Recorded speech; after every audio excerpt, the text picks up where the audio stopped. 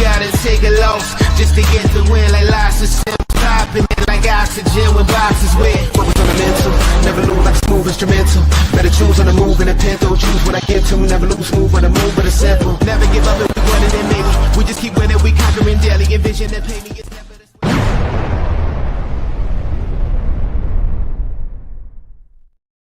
What's happening, everybody? Andrew LeDuc, aka Mr. Mallard, on Divots and Pivots here on That Sports Podcast Network, joined as always by Bud Copeland, Mr. Chief of Morale, and brought to you as always by Acorn Hills. Get on over to acornhillsco.com. Use discount code TBFY15 for that 15% discount, and they got you covered. Nate and the gang will take care of you good over there. Yes, Podcast Smitty, thank you for jumping in again. What's good, fellas? Smitty! Here every week, and we love it. So thanks for stopping in. Bud, how are you doing tonight? Because I know after you say hi, we got a lot to talk about, but I want to get right out to a pivot real fast. But how are you doing, sir? Awesome. Speaking of Acorn Hills, shout out my boy Nate. I just got a package from him today, and he tossed in a Freedom Splatter pullover. If you remember, I was rocking the Freedom Splatter a lot, and Gorilla Hands accidentally ripped the zipper. And I went to go reorder, and I didn't see any in stock. And so I just kind of sent him a note like, hey, do you happen to have any lurking around? It says online they're out. And lo and behold, when I got my new pullovers and the polo and the keychain, there was Freedom Splatter. It's upstairs going through the wash. Not because I don't trust Nate or anything like that. It's kind of habitual. You get new clothes, you wash them. Like you said, man, tons to talk about. You've got a pivot. I wanted to open with a pivot, but listen, age before beauty. Go for it. Where are we going first? Okay, so this is just fresh in my mind because we were just watching it. But have you watched the new Hunting Wives show that everyone's talking about on Netflix? No, thank you. I'm so happy that we're having this conversation. You're at least the seventh person in the last week to bring up this fucking show with me, and I gotta tell you, this is gonna sound I'm gonna be one of those people. I don't watch a lot of TV. Like I don't watch a lot of serial shows.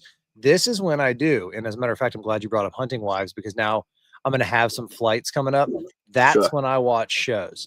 So I'll save not want to watch it on a public plane where everyone can see your screen. I don't give a shit. Listen, it's 2025. Okay. If I'm sitting in for, as long as there's not a minor next to me or behind me, I don't do that. I don't give a shit. It's one of those things where I'll download a series, and I did that with Landman season 1. It was 10 episodes. I think all told running time, it's like 8 hours and 17 minutes. And that's about how long it took me to get from my house down to Florida, including layovers. No, I'm not watching Hunting Wives, but what's the premise? Like, fill me in. So, obviously you're there. I'm not. So spoilers and whatnot.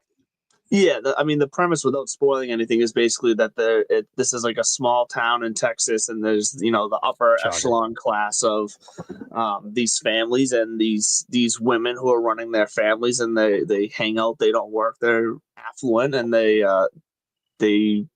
like to do fun things together. And who gets killed? Do they deserve it or not deserve it? Are these women vicious or are they righteous? Well, we don't know yet.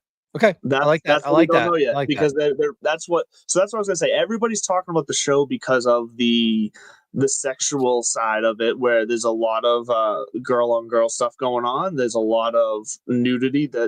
This episode just took me off guard because Netflix went full frontal male nudity. Guy opened the door and was just swanging it all over the place. And I was like, oh, Netflix is turning a corner here. Man, dussy right in your face. Yeah, so that's what my main thing coming out of this is like, whatever. We've all seen naked people in shows and movies and whatever. Seen penises and vaginas and breasts. We're on YouTube though, so I'm trying to keep us in the algorithm. They don't like certain words said. So like strictly anatomical terms are going to get us? I'm not sure. I haven't read the guidelines. I agree. Listen, we're going to err on the side of caution. This is a family show. God damn it. Yeah, so it's that's what everyone's talking about. But I'll tell you what I'm getting out of this is just the line that Netflix has pushed for themselves, because I've never seen Netflix put anything out like this. That's basically old school Cinemax, late night Cinemax, if you know what I mean. Softcore porn. Softcore porn is what you're going for. It's exactly what it is. But they also show a very graphic scene of an unaliving, which also doesn't typically happen in movies. And yes, I don't agree with that term, but once again, YouTube does not like the other term, so please just roll with me on that. I'm not But, an like, idiot. I'm online. I just didn't realize even like yeah, talking about considering what seems to trend on mhm. YouTube. I don't think they have any problem with the words penis and Sure, vagina. I agree with you. probably That not. threw me for the first time. There's like a whole slang, pew pew. They're gonna catch Right. that soon too. Like Oh, because they they can 100% will, because yeah. AI can catch sounds. Back to hunting wives. So Yeah, hunting wives. So we don't know if they're it's- righteous. We don't know if they're vicious. But it is definitely the show du jour, and they are showing you more is what you're getting at. And but Netflix, beyond that, I mean, why not? and beyond that, though, the storyline though is now roped me into where now I'm like playing full on, like sitting forward on my couch as like the detective trying to figure out who is doing this, who's the one that is the true kind of criminal here, who's the killer, is all It's that. Sarah. It's Sarah. I'm just gonna tell you now, it's Sarah. I wish there was an actual Sarah in the show. I wish there was a Sarah, and I would like the chat blows up. You motherfucker! We haven't been saying it was gonna be Rachel. Yeah, imagine you'd be right too. That would be funny. It is funny. I'm glad you brought up the YouTube because I genuinely believe that they would flag certain words, like synonyms for 100% too. departed, that kind of stuff. Departed is another one because he was departed. But they probably will let curse words like fuck, shit, bitch, cunt, cocksucker, motherfucker, twat, whatever George Carlin says. They don't let the C word go, so that's are you that serious? right there is probably going to screw us tonight. So whatever. I know for a fact the C word is definitely flagged. See you next Tuesday gets flagged. But again, like flag word, but the other ones are not though. Yes, I do know that much. Yeah.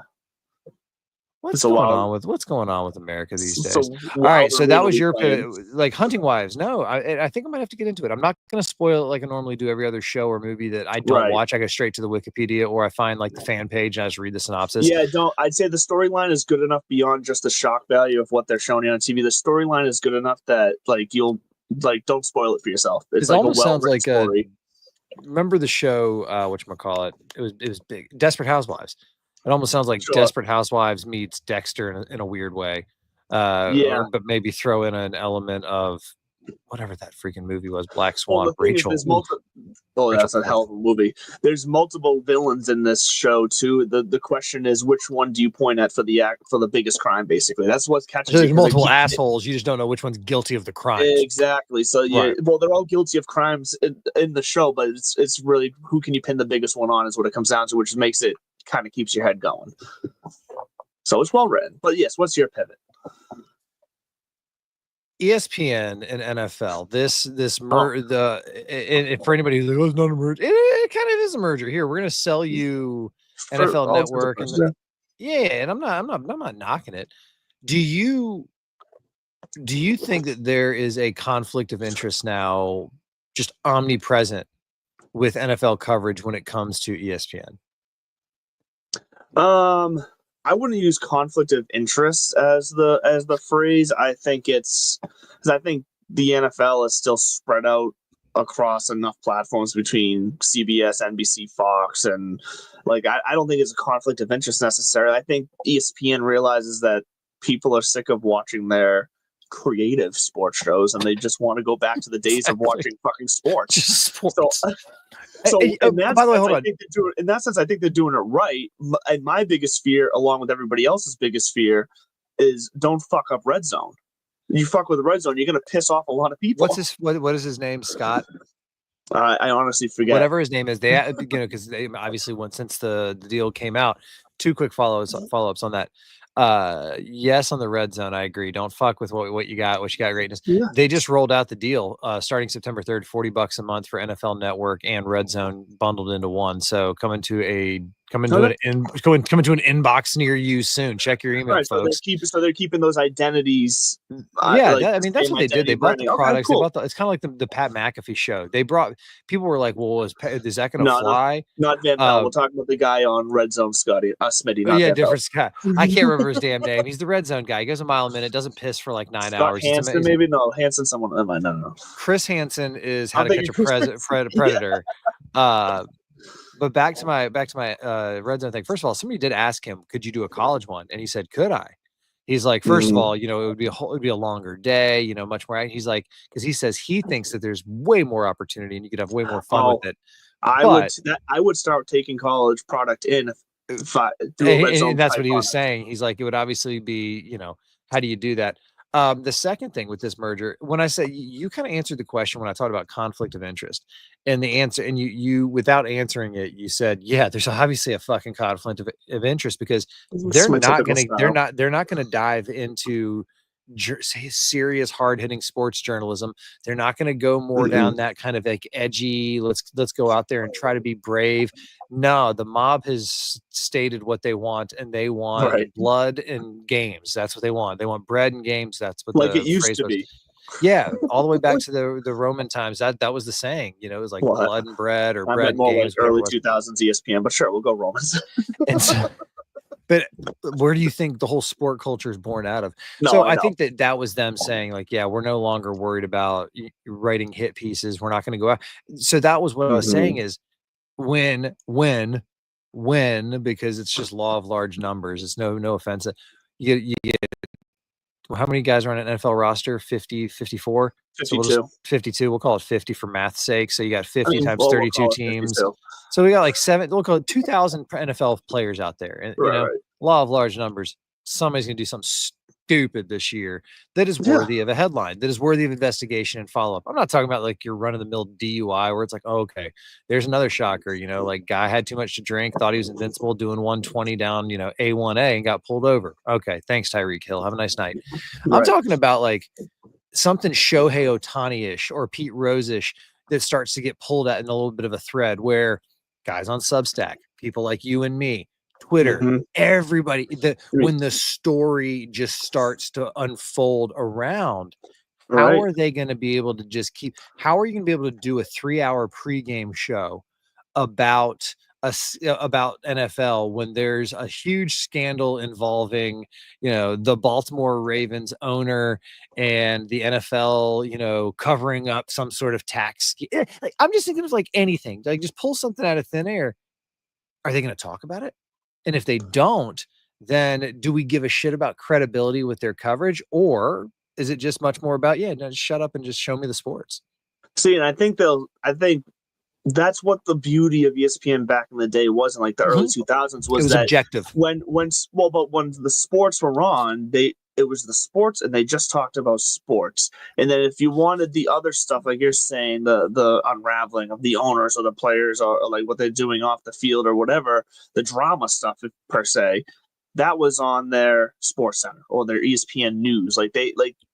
They started to blend it all together, which doesn't work. You gotta, because people want to tune in to watch sports. That's why they get mad when the NFL starts throwing, social political stuff on the sideline.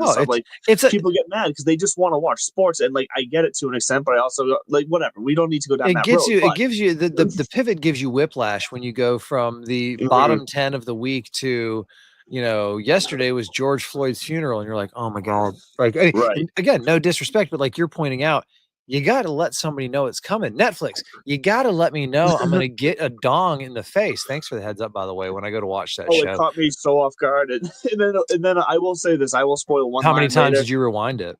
No, I didn't rewind at all. But the main character, and I wish I remembered her name, the actress's name, because she's been in a lot of things everyone will recognize or whatever. Later on in another scene, she's talking to the guys who had his dick out, his sister, and was like, "Oh yeah, I met Kyle. Great guy, big dick." I love that, and I kind of like. There's a great Shaq. It's a perfect line. There's a great Shaq joke, and I can't remember who said it, but basically, it was Pete Davidson about Kevin Hart at the roast. Like, oh, you're talking about your bodyguard. Oh no! I thought you were going back to the dick comment about like you're the size of Shaq's dick or something like that. Talking about Kevin Hart. There is another. Well, I guess there's multiple jokes out there about the size of Shaq's donger.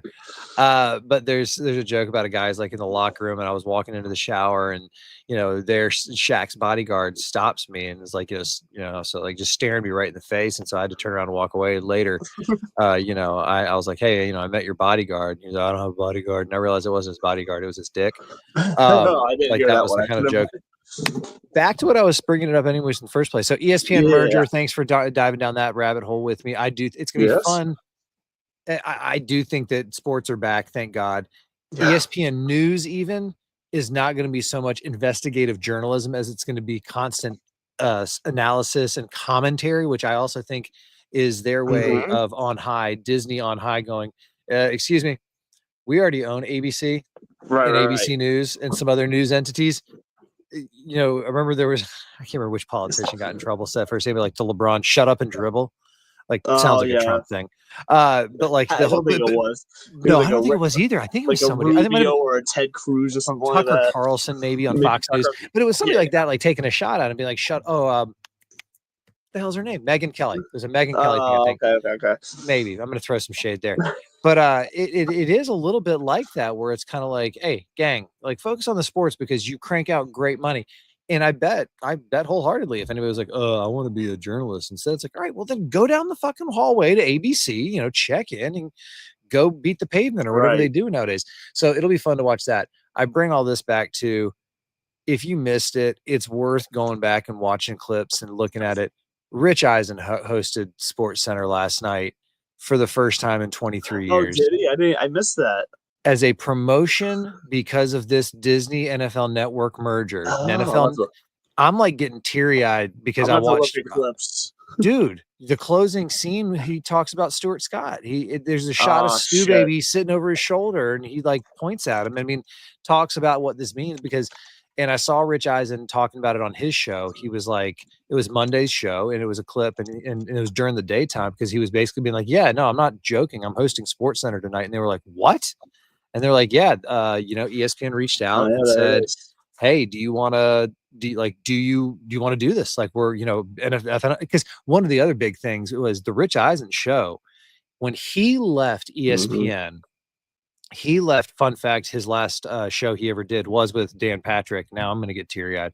But anyways, when he left ESPN, and DP's told this, Rich has told it on the Dan Patrick show, but it was a long shot. It was like, we're launching the NFL Network. We want you to be the face, like the you know, the Brett Baer to Fox News or like the Chris Berman to ESPN. Like we want you to be that guy, that face. A big ask. It was a huge ask because there was no fucking guarantee this was going to work at all. In the first few years, it didn't.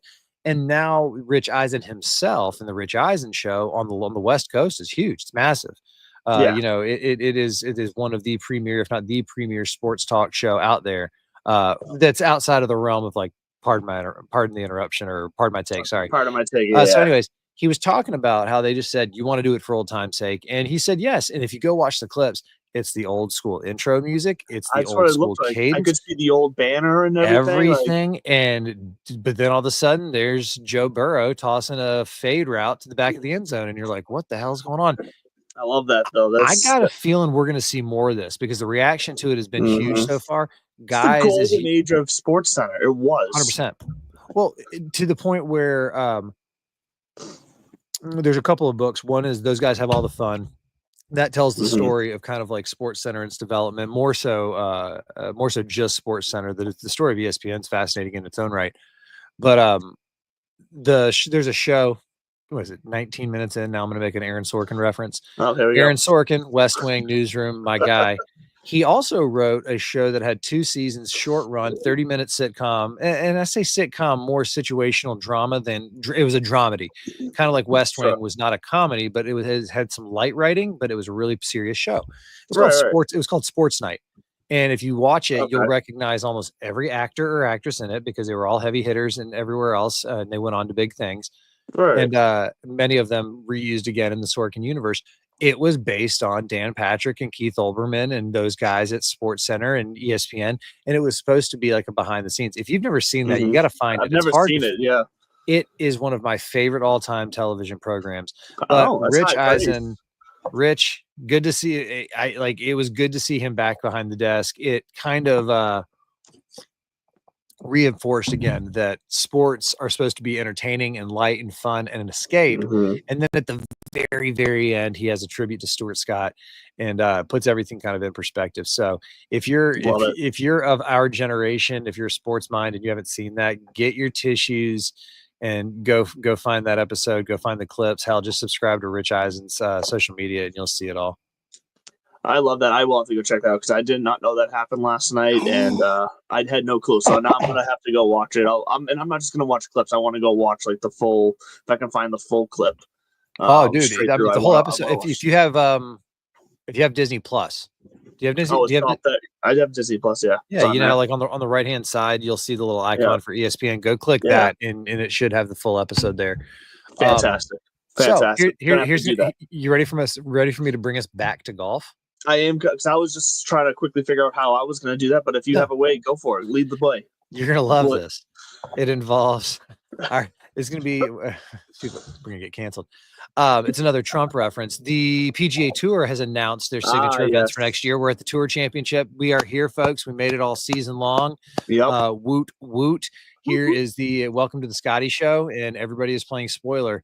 But part of it too is they look forward and they talk about next year. And Trump Doral down in Miami has, Doral down in Miami has been the Blue Monster. The course has been part of the PGA Tour lore for forever. And then a handful of years ago, amidst a lot of the uproar or surrounding, President Trump and anything he was touching, all of his golf properties. I mean, the RNA is already talking about bringing Turnberry back, but they all kind of said, and by the way, it's the pure definition of nothing personal, man, just fucking business. Like, and that's why it's a bad look for us right now. So we're not going to touch you. Yeah. And by the way, every industry does this. The NFL does it. It's called the commissioner's list. It's like, hey, listen, we're just going to put you over here on the shelf for a while. We're not like disowning you, but we're going to just. We want to see how this storm passes by and how much damage it brings. So I guess that signature events 2025. I'm kind of curious. I think they're all familiar, but then there's just this like Miami. It says like Miami Invitational or Miami Open signature events. Oh Jesus, 2025 news Bullocks. Oh, 2026. I forget that next year's gonna be 2026. All right, we have got blah blah blah blah blah. Yeah, the Century. So we got the Century. That's the Tournament of Champions. That's everybody who won from last year. That's. I mean, I want to get rid of that so bad.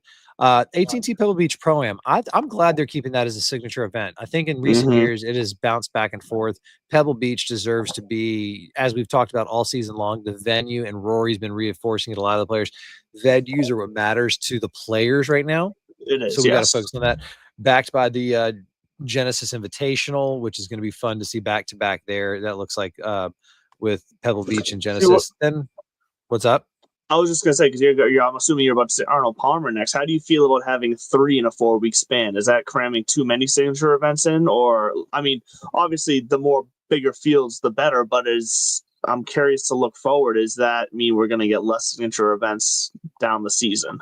So yes and no. Let's finish this real quick. We got Arnie Palmer, then the Heritage, the Miami Championship, April 27th to Miami 3rd, and then the Truist, which was the Wells Fargo, Wachovia before that, and then it's probably the Truist, which will be back to where did Scotty win? Quail Hollow. Yeah. And Memorial Day and Travelers kind of being the last one, the New England Anchor, late June, before the Open Championship. And I'm going to answer my own question. And actually, it does make sense because that's leading into major season. We get those 3 in a 4-week span before major season. So and then we get like a signature event, a major, and then like 1 more week before the next major. So that works. That goes. I like that. Okay. So we've got the schedules. It's dropped for next year. TGL has announced they're kicking their season off. I saw that early this year. So December 28th. Let's keep talking about schedule real quick. December 28th is when they're doing their. I'm curious. Well, when the Century is January 8th. No. When the college football playoff.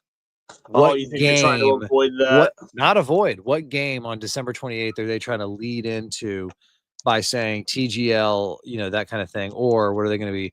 So let's see here. None. Okay, so they'll be out of their way. December 31st is the first quarterfinal for the playoffs. Yes. Damn. Yeah, all so the they'll playoffs be right are going to be later this year. That's dope. No way. Yeah, because the semifinals aren't even until the 8th, January 8th. Damn, I like that it's later this year. So TGL getting underway December 28th. We get the Motor City Madness or whatever the fuck they're calling themselves. The Detroit Golf Club. I will only refer to them as the Divots Golf Club until they win something. They're the fresh faces. I'm looking forward to some TGL. What about you? I took a screenshot when I saw it earlier because I am also looking forward to it. I also noticed there was no changes in these two teams, so it's still Horschel, Glover, Cantley, and Thomas going up against Fitzpatrick, Schauffele, Fowler, and Young. So we were kind of curious to see if there was going to be any turnover after the first season. At least at this point, it doesn't look like that. So I am curious to see how these guys look coming back.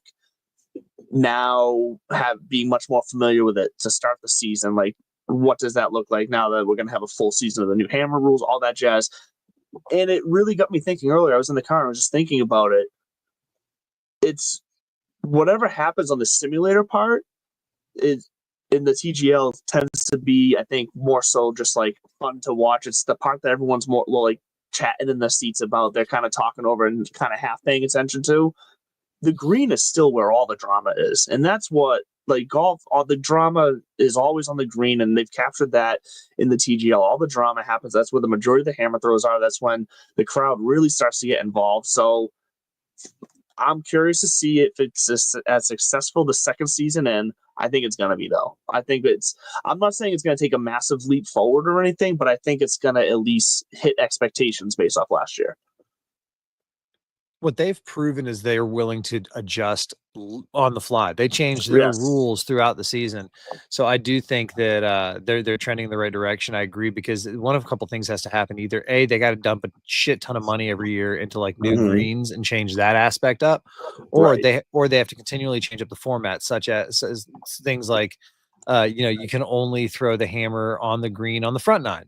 Back nine hammers have to be on the tee, like something like that. Or like the first six, there was 15-hole matches where the first 7 holes or the first 8 holes, you can play it anywhere. The last 6, 7 holes, I mean, that or just break it up by singles and doubles. Like singles, you'd have to throw it on the tee. See, that'd be a good way right there, because then the whole hole is just that much more tense. We saw that already with when they what do they limit the number of hammers now? Something along those lines. Yeah, because we saw Well, you have 3, but you could throw them whenever you wanted. You didn't have to pass it, basically. Yeah.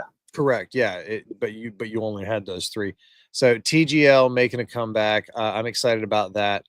And the reason I'm kind of dancing around the big show is because outside of, there's just is the Tour Championship getting stale?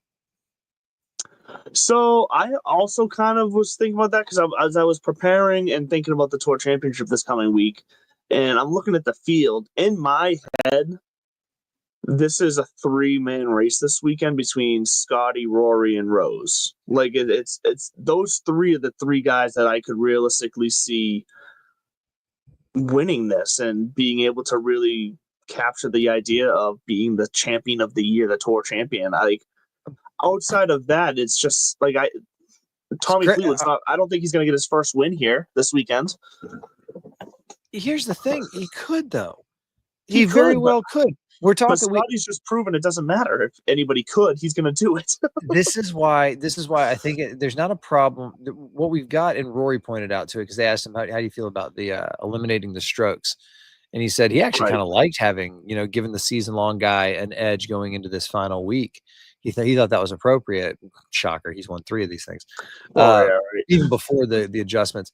I disagree, and I kind of am going back to we as the golfing community and the PGA Tour have to figure out how and where, and they're going to try to make this fit or feel. Because I'll tell you what, anybody, Chris Gotterup could come back from whatever. Sepp Straka, maybe he's going to come back from hiatus.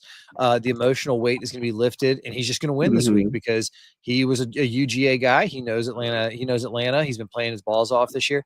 If he wins, is he really the champion golfer of the year? Which I'm glad you borrowed that phrase for the Open, because, or like Tommy Fleetwood laughing about would it be great if I got it this week and then the FedEx Cup on top? Unless Scotty wins, we all know that Scotty was the best golfer of the year. Pause. Correct. That's fair. Yep. New England Patriots famously went 18-1. Right. So it didn't matter at the end. They were 1 bajillion %. the best team in football that year, but they were not the champions. So would it be fair to say, take that same logic and apply it here, even if somebody did come from behind? Because the come from behind aspect, when they were having that, when Xander like won the gross, division of several years, but he just had to start too far back. It's no different than these teams like Chiefs get a bye first round, then they get home field advantage. You do get little perks. Now it's just, hey, if you get to the end, everybody starts back fresh, and then we're going to crown a champion. I see it in its parallel to the other sports, which is you get to the playoffs, then it's all bets are off, and that's just how it is. Yeah, that's how hockey's famous for their playoffs being so exciting, because it's anything goes once you're there. And we saw it before the Kings. The year the Kings won the Stanley Cup, they were the 8th seed. Like, it can happen. So, like, I get it from that aspect.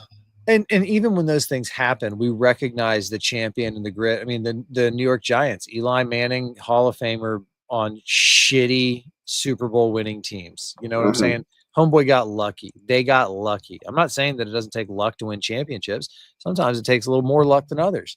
But what we got going on this week, I think, needs to be altered in how it is either delivered or perceived, because even when Scotty wins this week, all I'm thinking is, cool, another bonus check.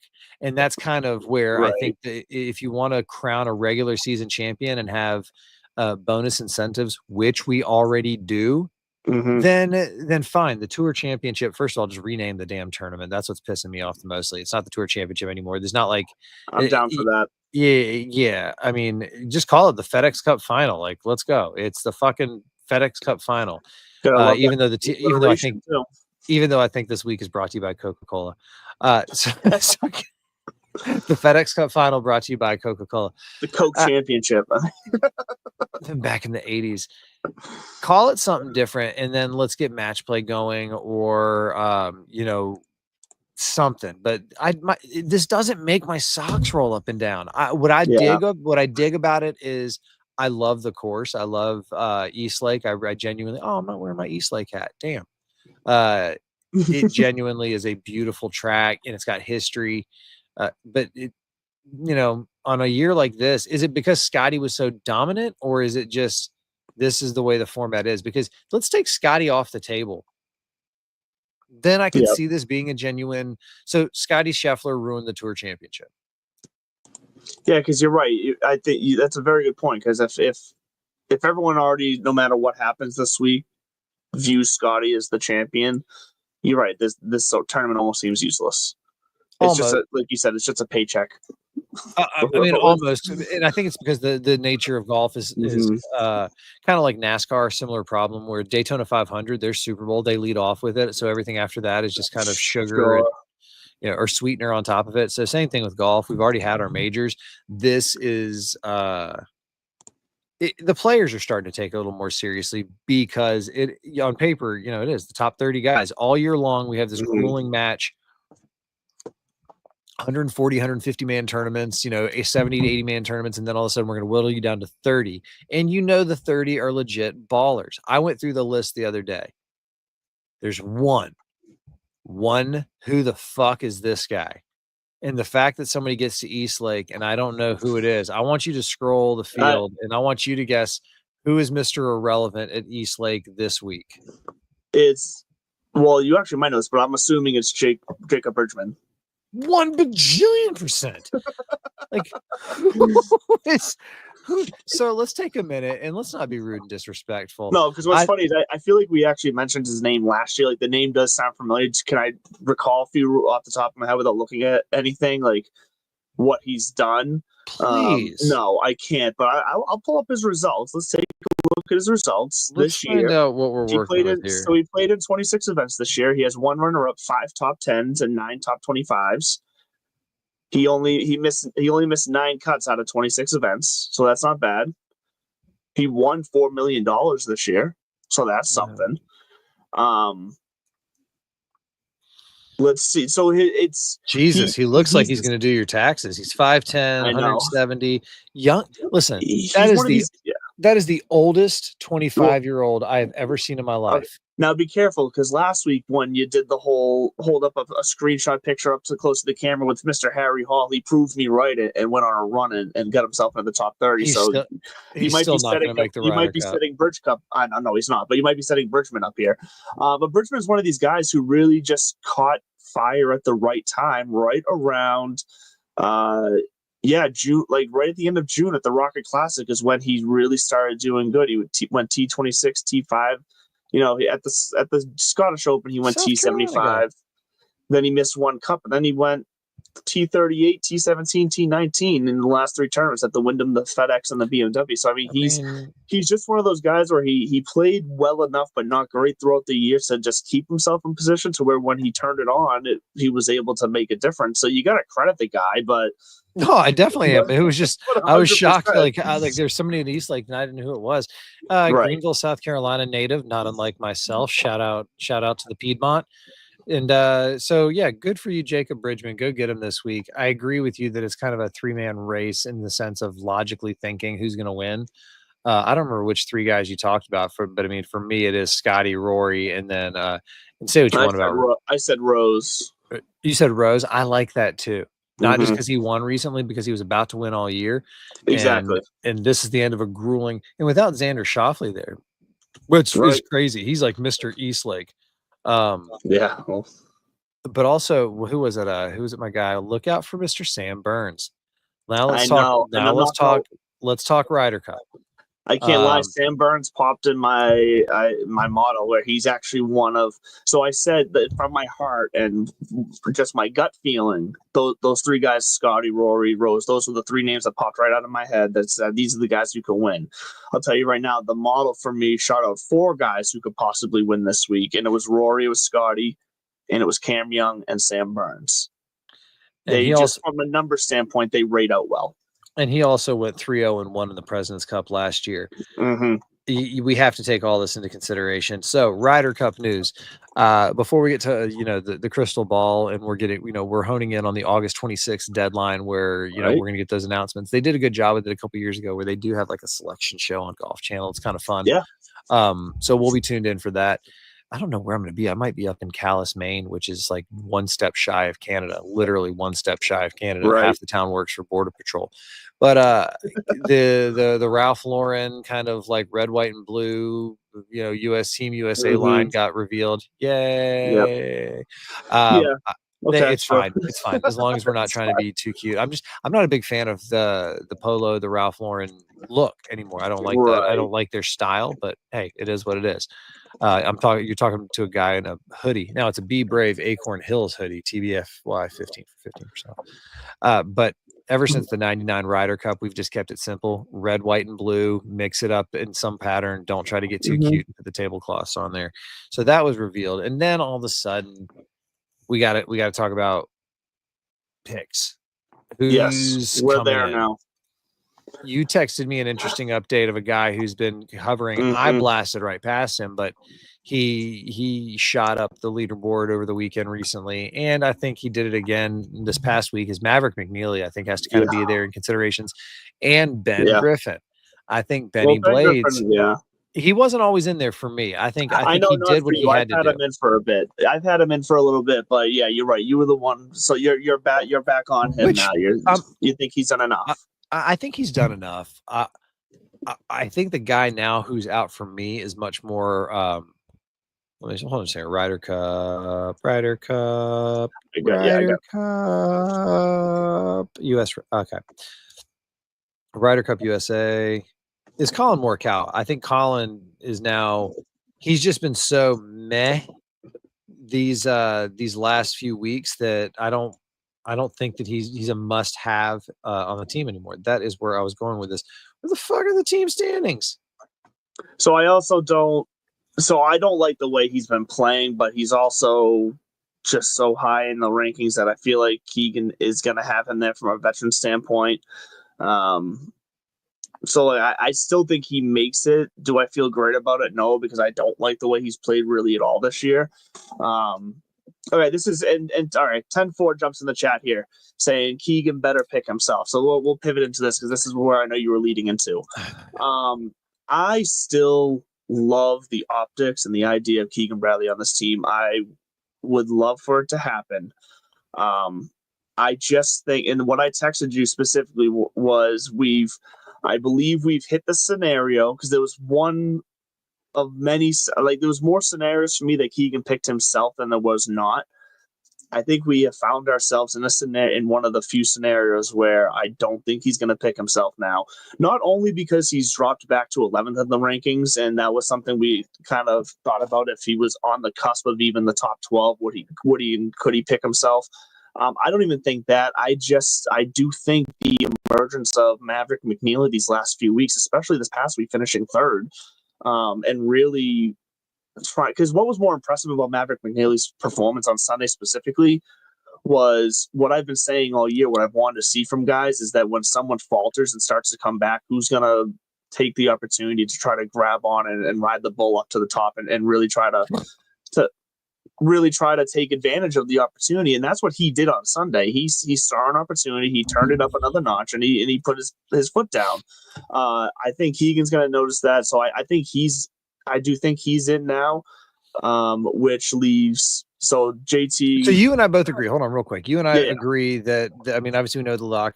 Justin Thomas is in, and Ben Griffin's in. You and I both agree with that. So that gives us 8. We both agree that basically we're saying Brian Harmon and Andrew Novak are gone. Right. You're keeping Colin. I'm dropping Colin. I'm keeping Keegan. You're dropping Keegan, and we're both bringing in Cam Young and Patrick Cantlay. No, because Maverick, that's too many, because we're saying Maverick McNeely's in there now. So basically, it would be I'm kicking out Colin. Listen, I got JT in there. I got Ben Griffin. I got Mav McNeely. And I think Keegan's going to drop himself. Yeah. And that's what's going to end up keeping Colin Morikawa in there. And then I think you're going to have Cam Young and Patrick Cantlay. I thought you were saying Colin was out. That's what I was. I think that Colin's going to be out and Keegan's going to keep himself.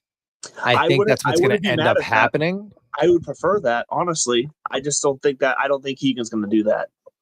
I think he'll stay on the sidelines too and just not rock the boat. I would much rather it be that way. What if he wins this week? What if he wins this week? Well, if he wins this week, I think everyone's going to tell me. That's my point. Is I don't think it's dependent upon this week. I think they know what they're going to do, and he is playing, or it is contingent, and that's the plan too. Which is like, all right, we're going to see how it goes at East Lake. Like, if I'm performing, I'm going to play. Like, that's all there is to it. Which okay, cool, tight. We'll see TBD. But do you still like, you were alluding to it, do you still like Sam Burns to make this team over one of Young or Cantlay then? Because Cantlay, let's be honest, Keegan pretty much came out and said Cantlay's going to make this team. I know he didn't, but he had high praises saying he's been playing with him a bunch lately. He likes what he could do for the team and shorter words than what the article said. So I think Cantlay's kind of a lock for this team based off of Keegan's remarks. Well, I'm not. So I'll tell you right now, my 6 captain's picks. So let's just put it out there because there's been a lot of bumfuckery going on. Justin Thomas. Yep. Ben Griffin. Yep. Maverick McNeely. Sure. Cam Young. Yep. Patrick Cantlay. Sam Burns. I think those are going to be the 6. And I think that's where I think like Colin Morikawa, Keegan Bradley, Brian Harmon, Andrew Novak. Thanks for playing. That's where I think we're sitting right now, where I think and if Keegan picks himself, I think Sam Burns stays home. Unless he goes and wins this week. So now this is interesting, and I don't necessarily Cam Young, mind Patrick this. Cantlay, Sam Burns are 3 for 2 right now. In my mind. Yeah, so I don't your lineup right there, I don't mind. 10-4 also puts in the chat here, and I don't think this will ever happen because I think this is going to break so far from the norm of what the Ryder Cup structure is. That is something they're going to go this far, but I kind of like this when it comes to a playing captain being a possibility. 10-4 says in the chat that he thinks that Keegan should leave the vote up to the automatic 6 qualifiers to pick him if they think he's deserving. That's a great idea. I love that. I don't think they'll ever do that. I don't think that'll ever happen. Well, but here's the thing. They wouldn't vote him not to do it. They wouldn't vote. You know what I'm saying? If he puts it up to the guys, they're gonna vote him in. It's kind of like when Jeff. That's kind of like when Jeff Bezos suggests something in the boardroom. Yeah, Right. yeah. We'll take that into consideration, Coach. I think that's the right thing to do. Nope, I'm saying it's your decision. This is my suggestion. See, and that would be like a guy's move right there, because in a way they'd be protecting him at that point. So where if he were to just go out there and pick himself, and he doesn't perform well because he's too distracted being a captain as well, then it's not on him that he forced himself in there. You know what I mean? So like, it's almost like they would do that to almost protect the possible playing captain, which I love that idea, because that just speaks to what we've been saying they need. They need that team camaraderie. They need that one unit mentality. He's alluded to the fact that a lot of players have pushed, like, man, we got to do this. You got to think about it the way you've been playing. So, which is why they went back and kind of, he even said, we're looking at language in a captain's agreement that would allow me to play. Like, that has to be considered. But this isn't news. When the PGA of America said, we want you to do it, they flat out said, we'd love for you to be in a position to be the next playing captain, or the next since Arnold Palmer. Now, you use the magic word, my friend, and people are going to start to think that we have like interns and producers. Oh, well, that is my magic. That is my magic word, unit. No, but cohesion. Yes. Team cohesion. Enter baby back bitch Bryson. So okay, shout out Danny Dan Rappaport. Not that he needs my promotion, but he as so often he does, he eloquently kind of nailed it, and I'm going to take credit for essentially beating him to the punch where I was saying Colin Morikawa is becoming unlikable. That label has moved over to Bryson DeChambeau, who has worn this label before, the unlikable label. He has. He has, and I think the unlikable label previously was actually a misnomer. Previously, he was more misunderstood than anything else, and even Brooks has come out and said that. He's kind of like, you know what it is? We kind of picked on the new kid who just got to school, then we got to know him. We're like, oh, he's all right. He was ahead of the analytical, stat-heavy culture too. Like he was ahead of his time by like 2 years on that, which I think played into that. You know what? He's also like the guy who bought crypto early. Yeah, but that's kind of what I'm saying. Remind you that he always was the one who bought it early. It's like, get the fuck out of here. He plays into it as well, but that's basically you're on his boat, and he's like, hey, do you like taking a shit in there? It's like, yeah. He's like, crypto money. I bought it with crypto. So anyways, if you missed it, Bryson DeChambeau is coming out, and Danny Rapp, back to what I was trying to say, he kind of said he's becoming unlikable in this moment. And and I agree with him. I love me some Bryson. This was a bad look. He tweeted out something along the lines of, because in case you missed it, Captain Keegan and Team USA has finally been watching our show and listening to me. And the biggest gap in our competitive, nature for the Ryder Cup the last time was that we were dormant. So what he said was all 10 or all Ryder Cup players are going to be out in Napa playing in the Pro Cure Championship. And he's like, I want everybody out there. Now, they're probably going to play practice rounds together. They're going to probably have dinners together. They're probably going to have like houses together. They're going to try to do this for team cohesion. Okay, it's a PGA Tour event. Bryson DeChambeau's on the Ryder Cup, but he can't play in PGA Tour events. So Bryson, and do you have it pulled up? Did you happen to find the tweet? So that's what I'm looking for, the tweet right now, and I wonder if it came down. I'm not seeing a tweet. Was it like just recently? You saying? It might not even have been a tweet. His statement basically was pulled down. If it's a tweet, oh, probably. What did he say here? It's a scenario that's unfortunate. Okay, yeah, here it is. No, it wasn't a tweet. He told Sports Illustrated this. Oh, okay, that's what I can't find. Okay. Because essentially, and I love it. Keegan's like, listen, we're getting our asses kicked because we're getting rusty. So yeah, guys, everybody's playing. We're all going to be out there. It's going to be their own little mini camp, which we tried to do in Rome, but there was too many selfies and wags involved. They did it too late too. Right. So they're going to be out there at the Pro Cure Championship in a couple weeks, which will be a lot of fun, and it'll bring a lot of attention to this shoulder season event. I think it might actually kind of set a precedent moving forward. But unfortunately, Bryson, even though he's going to be on the team, can't play. And so he said, that's up to the tour and their decision to make. It's on them if they don't want to let us come together as a team and play.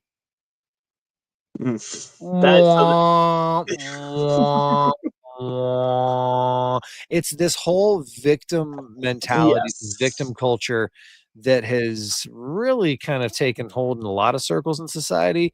And it's one of those Yes. moments where people are starting to say things that are true, but they're saying it in a way that just makes you go like, I don't care that you have a point. Like what you're saying is, no, Bryson, this Yeah. is America. This is adulthood. You made decisions. This is one of the It's almost like consequences. just leave that last part of the line off. The part about if they don't want us to come together, just leave that part off. Yeah, it's a Yeah, shame. that's If up to you their left it, interpretation. it's a It's shame on I the can't play. It's up to them. Like that right there, that could be seen as a very professional statement. He goes on to say, "It's a scenario that's unfortunate, and I wish it was different, but Liv's willing to let me play. Of course, they're willing to let you play. Yeah. They have everything to gain. They have nothing Right. to, so I hate this because it's just gonna, it's like, it's one of those things of like, bro, why? We had all moved on. Everybody has moved on. Exactly. You, with that comment, had to come in here and bring it all back up. And you know what? It's just not what we need going into the Ryder Cup. No, so It's much not. good, so much goodwill that you are building up does get flushed by that. Now, I hope he does kind of come out and clarify, because that's such a bad look, and nobody likes that guy. Like the passive aggressive is, nobody likes that. It's just, it's horrible. It's a bad look. And speaking of Liv, so the only way that I mean, it was for a while, Liv was the only golf tour that would that would do business with the Trumpster, but now that he's back, Right.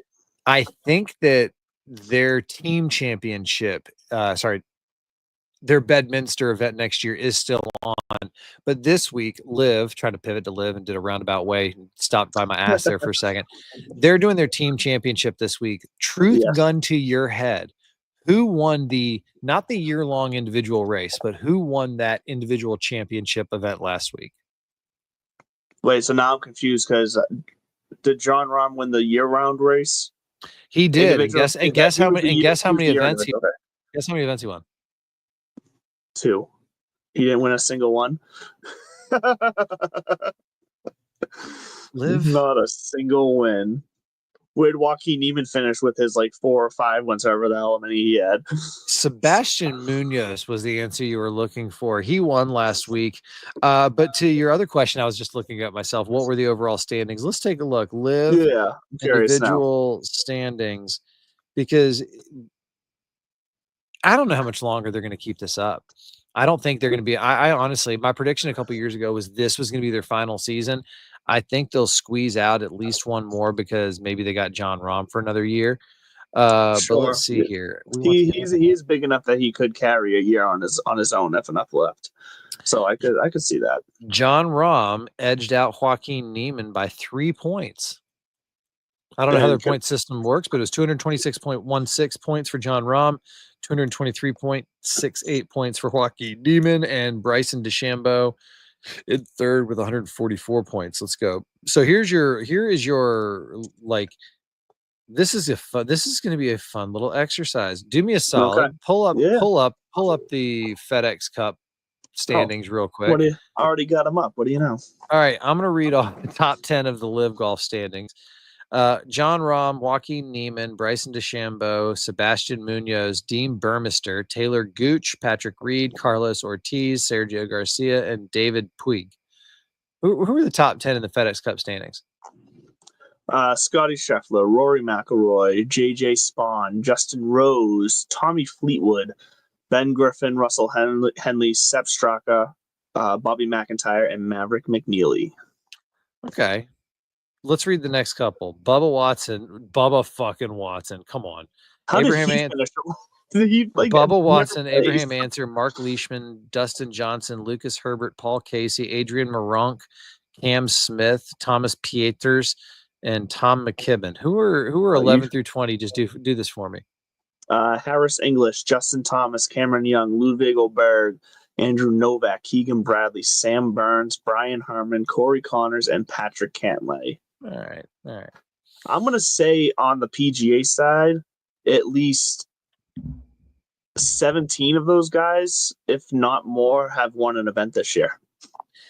In the better question, what I'm kind of understanding as I do this, and it was just an exercise to see if anything jumped out to me, because I started to kind of count like who the fuck are these guys, and because I am a absolute dork about this stuff, I recognize all these names. But I don't think that Sebastian Munoz, Dean Burmester, Carlos Ortiz, David Puig, I don't think these are like household names. But then again, neither is Ben Griffin or Maverick McNeely or any of these guys yet. So there's a healthy balance. I think that the success of the guys at the top of the PGA Tour when you get into the big stage obviously is a little, little shining a little brighter. But the best question I saw posed recently after Scotty's recent win was, who on LIV would be impacting this right now? Is Joaquin, John Rahm or Joaquin Neiman, if they're playing every week against Scotty, is he still not doing this?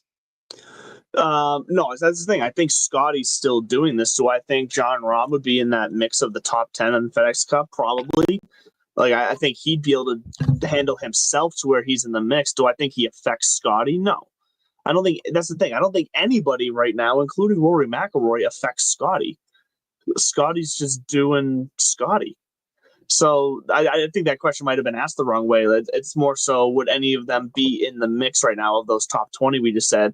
I think John Rahm would be. And I think if Joaquin Neiman had even half the season on the PGA Tour that he had on LIV Tour, like, obviously, he's going to be in the top 22.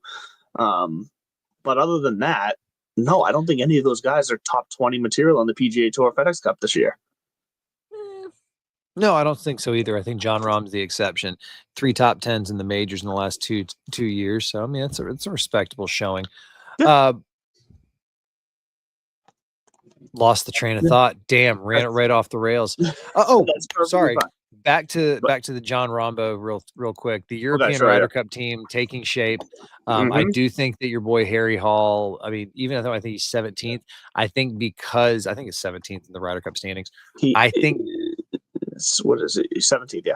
Yeah, but I think because he did make such a splash, if he does another move in East Lake and finishes top 10 or maybe even top 15, I think he's going to get a consideration just because you take a hot hand, and I think they have a little more wiggle room with some of their picks. I could see him over like a Matt Wallace, who's currently in that top 12, like something like that. Now, I mean, outside of that, though, you're looking at, I think, unfortunately, that would probably be like the one guy, if you're just strictly looking at the top 12, say all top 12 or the guys on the team, like he's not going to miss out. He's not going to take the place of Fitzpatrick, Hovland, Oberg, Højgaard, or Straka. Like, I think Wallace is his way in, probably. Højgaard, maybe. Oh, Højgaard. Yeah, I think both Højgaard brothers did good enough last time around in the Ryder Cup that I think they have enough confidence in him. So this is kind of a flip that Rasmus is ahead of Nikolai this time around, but. So I wouldn't mind seeing the Scally Cap Harry Hall in there. It'd be fun. But I don't think he ultimately makes it, unfortunately. We'll see though. We'll see. Now it's going back to LIV real fast though. Did you see the relegations? Yes.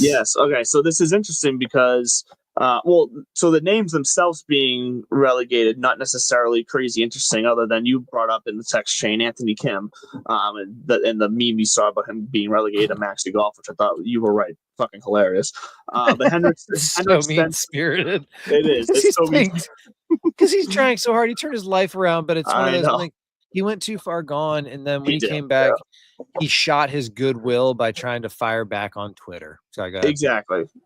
So Henrik Stenson gets relegated. Andy Ogletree, who was a big-time amateur, he gets relegated. I think we see him come around again eventually.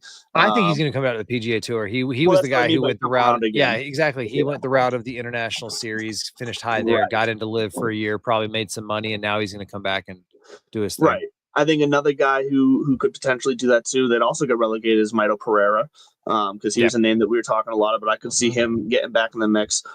Jubin Yang, don't know, honestly. Frederick Kajetrup, don't know. Nope. But my biggest question, I think it's funny that they use the word relegated, because that word in soccer and kind of at the core of the word means you're not just kicked out, but you're being relegated. Demoted. My understanding means you get moved to something else. And my question is, where are they getting relegated to? Because they're not. They're just getting demoted. Like it's almost like they're, like you said, they're getting demoted. They're going to keep their contact information. If a spot opens up, we'll take a look at your resume in the pile again. You know what I mean? Like, they're getting relegated to the international series is where they're getting relegated. That's what that's their answer. By the way, I did look into this a little bit because they were like relegation. Well, because you think about it, their only avenues back are now win the international points, race, the Asian Tour, and I think some of the Australasian,